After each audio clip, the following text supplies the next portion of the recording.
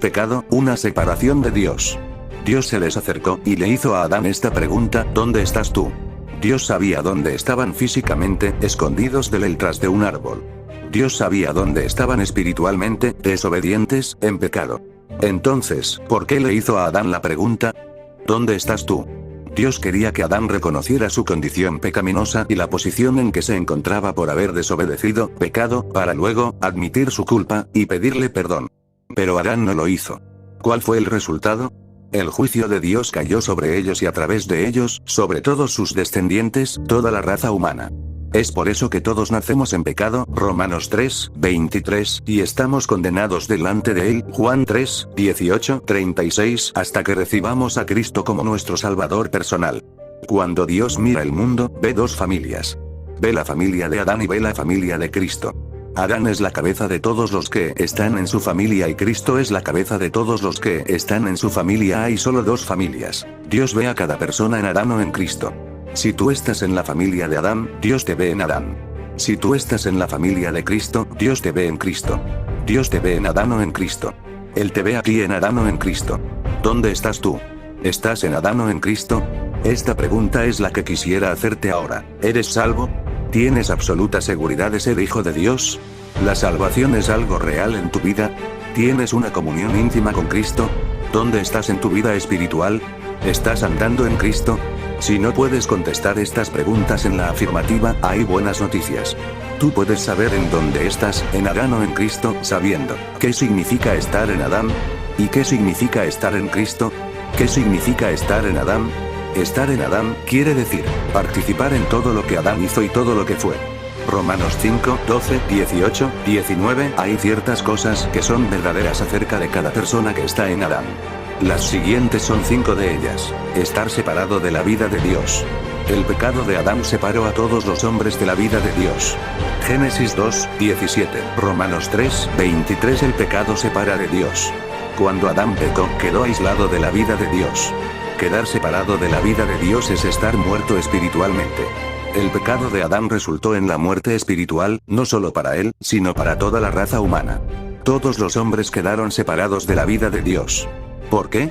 Porque todos los hombres están en Adán, es decir, que todos heredamos la naturaleza pecaminosa de Adán, estar en el reino de las tinieblas. El pecado de Adán llevó a la raza humana al reino de las tinieblas. Romanos 5, 12, 19. Cuando Adán se rebeló contra Dios, se alió a Satanás, el primer rebelde. Entró al reino de las tinieblas, del cual Satanás es el gobernador. Así Adán quedó sujeto al poder de Satanás. Puesto que Adán fue el principio de la raza humana, llevó a toda la raza humana al reino de las tinieblas. Ser pecador. El pecado de Adán dio como resultado una raza de pecadores. Romanos 5, 19. Así como fue creado por Dios, Adán era un hombre con todo su ser centrado en Dios. Él amaba a Dios y quería hacer su voluntad. Dios era el rey en el trono de su corazón. Después que Adán pecó, ocurrió un cambio en su corazón. En vez de amar a Dios y desear hacer su voluntad, ahora Adán se amaba a sí mismo y quería hacer su propia voluntad. Dios ya no reinaba como rey en su corazón. En vez de eso, su propio yo reinaba en el trono de su corazón. Adán tenía ahora una naturaleza pecaminosa. Adán heredó su naturaleza pecaminosa y egocéntrica a sus hijos. La Biblia dice que Adán engendró un hijo a su semejanza, conforme a su imagen, Génesis 5, 3. El mismo Adán había sido creado a imagen de Dios, pero engendró un hijo a su propia imagen pecaminosa. Génesis 4, en este capítulo vemos la rebelión de Caín contra Dios, cuando rehusó adorar a Dios como él lo había ordenado. Caín quiso adorar a Dios según su manera. Más tarde demostró su naturaleza pecaminosa cuando mató a su propio hermano. Pero los efectos del pecado de Adán no tuvieron fin con sus propios hijos.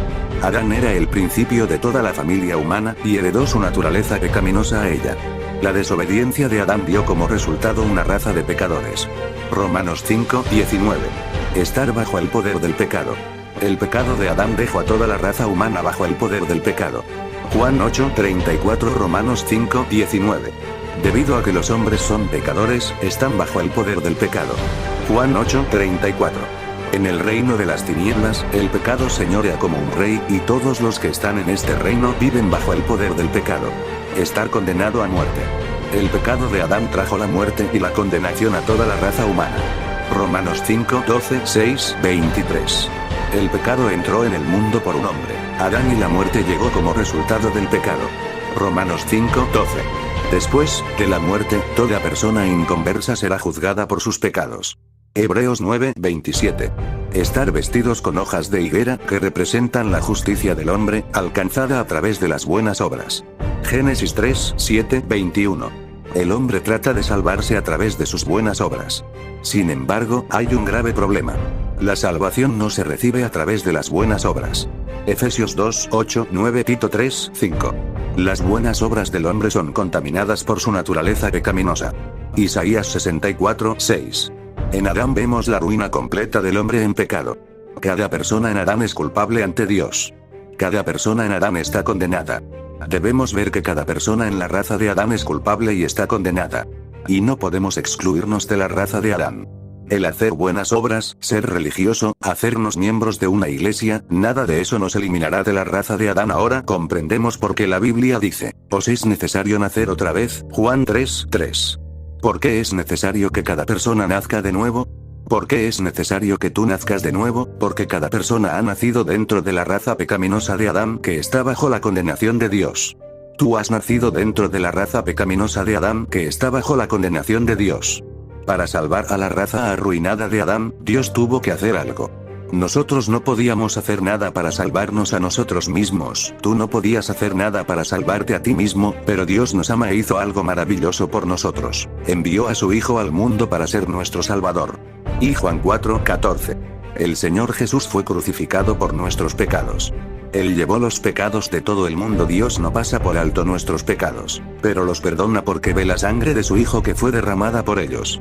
Por su muerte y resurrección el Señor Jesús hizo posible que todo ser humano personalmente saliera de la raza pecaminosa de Adán y se convirtiera en miembro de la familia de Dios. Por la fe en el Señor Jesucristo los hombres pueden nacer de nuevo en Cristo y pasar a ser miembro de la familia de Dios. Por la fe en el Señor Jesucristo tú puedes nacer de nuevo en Cristo y pasar a ser miembro de la familia de Dios. Así vemos que la salvación de Dios está en una persona, el Señor Jesucristo. Romanos 5:19. Por nacimiento cada persona es miembro de la raza pecaminosa y arruinada de Adán. Para convertirnos en hijos de Dios tenemos que nacer de nuevo. Para convertirte en hijo de Dios, tú tienes que nacer de nuevo. Dios nos puso en Cristo. Por nacimiento físico todos estamos en la familia pecaminosa de Adán. Todos estamos en Adán. Es por eso que el Señor Jesús dijo que es necesario nacer de nuevo.